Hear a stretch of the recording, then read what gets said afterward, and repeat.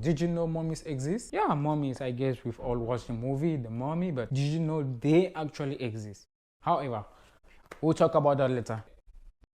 Yeah, I think I feel more comfortable right now because I feel like something was missing and this. I'm a Cameroonian. Yes, I'm a Cameroonian YouTuber based in Latvia. So guys, actually what I do on this channel is traveling, and I do travel content. I talk about traveling. If that's your thing, the first thing I would recommend is hit the subscribe button because I need that. The algorithm needs that. So the least support I need from you right now is just to support me by liking my video, commenting my video, telling me what you don't like or what you like or what you need me to improve on. So guys, today on this Egypt series, we'll be talking about a couple of touristic sites if you're visiting Cairo, Egypt, that you definitely need to visit. Why do I say definitely need to visit? Because for me, I feel like they're kind of affordable and they are very great. Like some of them have like 3 places in one. So maybe if you're paying an entrance fee for one, you're definitely visiting 3 places, and that's for those who like pictures, that's like 3 pictures, like 3 different environments. For those who create videos, that's like 3 content for you. And I really appreciate those kind of places because tourism sometimes can be expensive. Anyway guys, without much talking, let's get into the thing.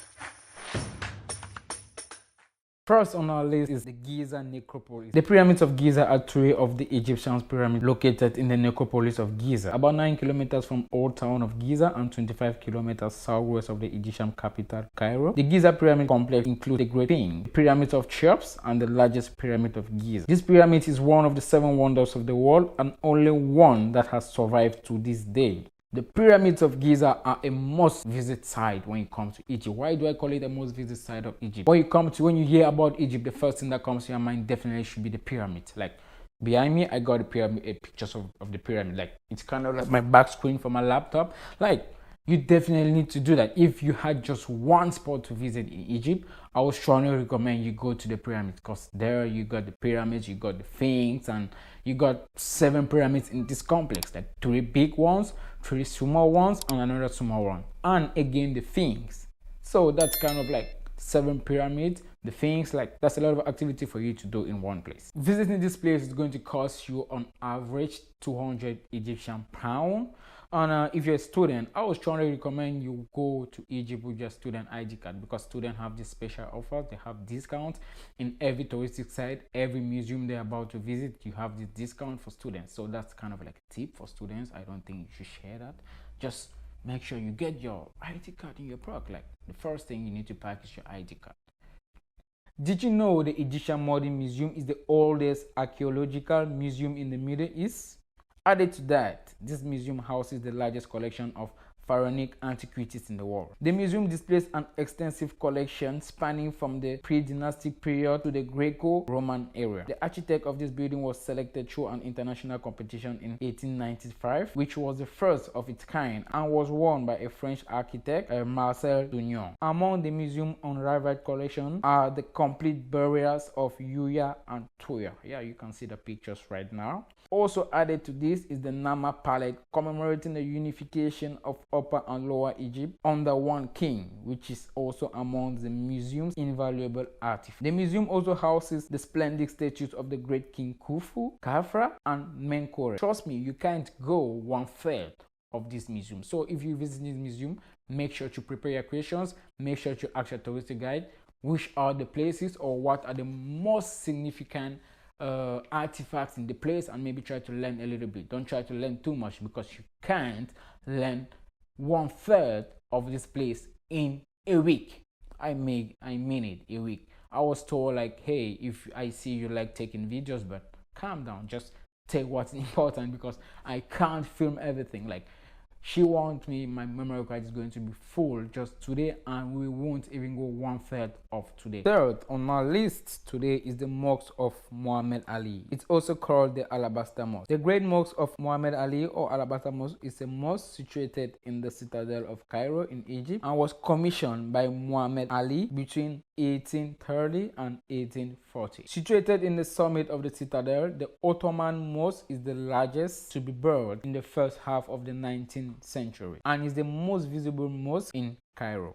The Muhammad Ali Pasha or Alabasta Mosque was built with a central dome surrounded by 4 small or 4 semicircular domes. The central dome is 21 meters in the diameter and the height of the building is 52 meters long. Muhammad Ali Pasha was buried in the tomb carved from the Carrara marble and the courtyard of the mosque. The body was transferred here from Hosh al-Basha in 1857.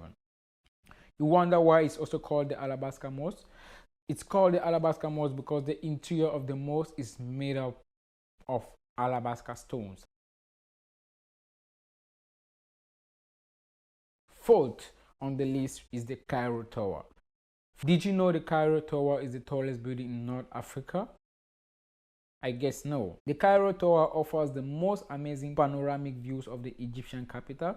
It is advised to go up to the tower's circular observation deck in the late morning or in the late afternoon for the clearest views of the city. You will also find a restaurant at the top of the tower. Occasionally, the restaurants revolve around the tower's main axis. The tower was designed by the Egyptian architect Noum Chebi. Its completion took 5 years from 1956 to 1961. Visiting this place is going to cost you about 16 Egyptian pounds. But I got this doubt. I don't know if the fee 60 was what I paid to get into the place or to go up the tower. So I'm a little bit confused because those are 2 different fees. Like inside there are like places, playgrounds for you to play around and everything. So I'm a little bit confused if that was all I paid, but I think there should be an extra fee. That's too cheap just to be it.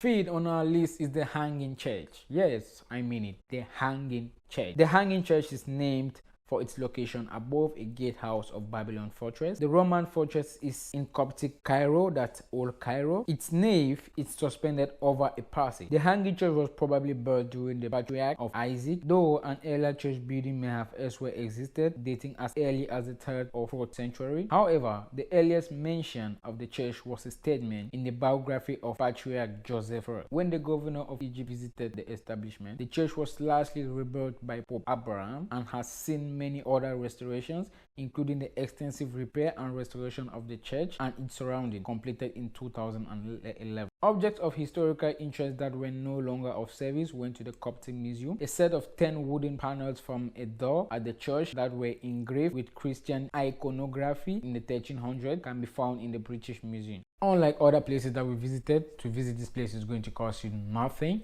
and it's free. You just need to make sure you follow the restrictions and whatever laws that comes with it. So yeah, that's basically it. Did you know the Holy Family, Joseph, Mary and baby Jesus spent 30 days in Egypt? Yeah, I feel like you're feeling right now when I heard this. Yes, the Holy Family spent 30 days in Egypt. The Church of St. Sergius and Bacchus, also known as Abu Serga Church, is built upon an ancient Roman fort in Old Cairo. The history of the church is still being debated. Some scholars have believed that it dates to the late 4th to early 5th century, while others believe it should approximately be dated to the 17th century. That is still to be proven. This church has acquired a special religious status among Coptic churches because it is associated with the Holy Family's journey through Egypt. It is named after a renowned early 4th century saints, Sergius and Bacchus, both of whom were martyred at Al-Resafa in Syria for their Christian beliefs. In this church, you are going to find the well from which the Holy Family during the 30-day stay at this church drank water from. Yeah, the church has been closed and is being preserved. But I got one question from you. If you had the chance to drink water from this well, will you? Yeah, that's a tough one. Let me know in the comment section if you had the chance to drink water from this well. Are you going to do that or are you going to hesitate? The Great Sphinx of Egypt. Colossal statues are one of the hallmarks of ancient Egyptian civilization, and the Great Sphinx of Egypt is the most famous. It is carved directly out of the bedrock during the 4th dynasty, which also makes it the oldest. Ancient Egyptian sphinxes represented the king with the body of a lion in a clear demonstration of his power. The evidence points to the Great Sphinx having been carved during the reign of Khafre to the ancient Greek, the builder of the second pyramid in Giza.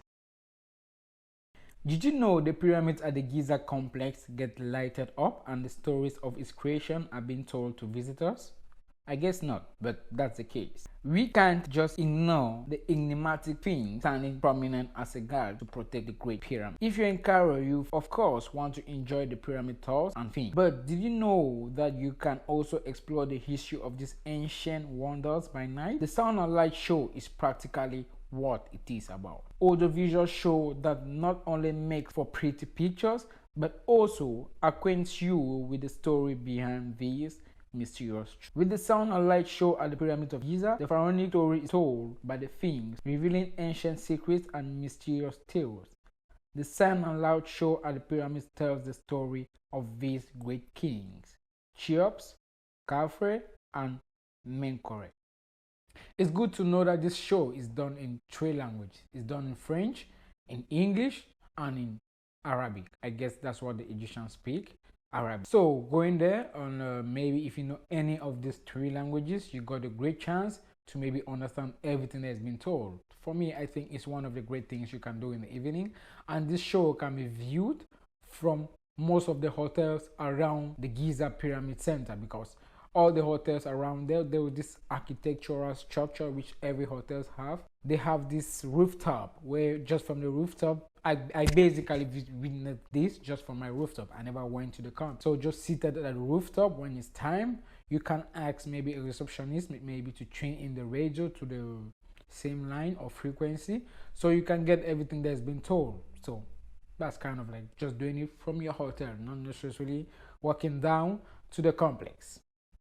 The Coptic Museum houses the largest collection of Coptic artifacts in the world and was inaugurated in 1910. The museum was established through the effort of Marcus Simaikai Pasha, a prominent Coptic figure who was vested in the preservation of Coptic heritage. Simaikai Pasha bought and collected Coptic antiquities and various architectural elements from elder churches that were undergoing renovation, and used them to build the museum and establish its collection as well. The collection represents Coptic from its earliest beginnings in Egypt through to its rise as a leading center of Christianity in the world. Coptic Christianity traces its origin to a visit by Saint Mark in the city of Alexandria in the 1st century. The artifacts on display in the museum show the merge of Coptic art with the prevailing cultures, including Pharaonic, Greek, Roman, Byzantine, and Ottoman. Visiting this place is going to cost you 100 Egyptian pounds. That's fair if converted to the normal price. We're talking 6.8 euros, something of that sort, depending on which calculator you're using to do the conversion. The Pharaoh Empain's palace, with its Indian style and its tower, stands out in the desert landscape. It's distinct from the rest of the city. The palace reflects the high status of its owner and marks a major milestone in the urban landscape of Heliopolis. Baron Empain's palace is the most prominent monument in the capital. It was founded by Edward Louis Joseph Empain between 1907 and 1911. He was a Belgian businessman who was awarded the title of Baron by the King of Belgium. On account of his economic contributions, the French architect Alexander Marcel was tasked with building this masterpiece. The interior design of the palace consists of 3 floors topped by a roof. The palace is surrounded by a large garden from all sides. As for the basement, it contained a residence for the palace servants and consisted of a group of rooms connected by corridors and doors. The palace building is surrounded by a spiral staircase and an elevator that connects all the palace floors with a basement. The ground floor consists of a reception room, a dining room, and a billiard room. As for the first floor, it houses 4 rooms, each with its own balcony and bathroom. Finally, the roof of the palace comes as an open space on one of the sides of the tower, characteristics of the Baron's palace. Visiting this place as foreigners, adults, you have to pay 100 Egyptian pound, and students, you get a 50% discount, making you to pay 50 Egyptian pound. So guys, these were the 10 destinations which I could recommend if you're visiting Cairo and you don't know where to start from. However, this list was made up not on a basis of 1st to 10th, but on a random base. So just anything that came up and we spoke about. For those who haven't visited Cairo and for those who have visited Cairo, if you were to visit Cairo one more time, or if you were to visit Cairo for your first time, which place will be the first place that you visit? Or if you got just one place to visit, let me know which place in the comment section that you are going to visit. Just one place, either from the list we just revised or any place which has been recommended to you by someone you know or who has visited Egypt. So guys, we have come to the end of this video. Please let me know what you liked about the video in the comment section. I would greatly appreciate. A comment for me means a million. A like for me means a million. I'm so grateful for everything you do. So I'll be so happy if you like, subscribe, and comment. That's a constant reminder. I will keep reminding you guys because I need you guys to do that. I know you guys can forget. And for my Instagram, more pictures can be found on my Instagram handle. The link is on the description and the name will be written just beside here. So guys, thank you for watching this video and see you on another video. Ciao.